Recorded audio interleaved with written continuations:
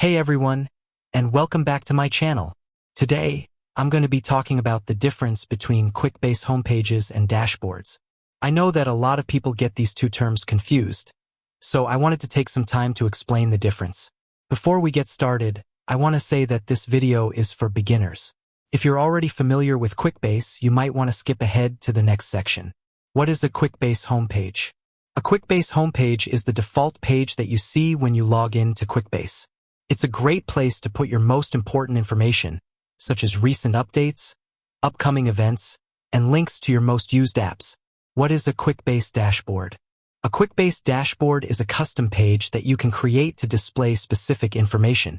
Dashboards are a great way to visualize data and track your progress. The key difference between homepages and dashboards. The key difference between homepages and dashboards is that homepages are static, while dashboards are dynamic. Homepages are static because they don't change unless you manually update them. Dashboards are dynamic because they display real-time data. How to create a Quickbase dashboard? Creating a Quickbase dashboard is easy. Here are the steps. Click on the New Dashboard button. Give your dashboard a name. Choose the widgets that you want to add to your dashboard. Arrange the widgets on your dashboard. Here are some examples of widgets that you can add to your dashboard. Charts, graphs, tables, lists, forms, reports.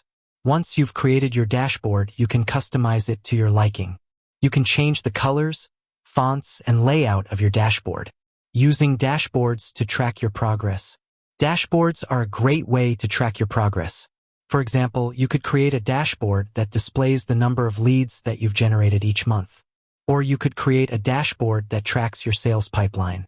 I hope this video has helped you understand the difference between Quickbase homepages and dashboards. If you have any questions, please leave a comment below. Thanks for watching.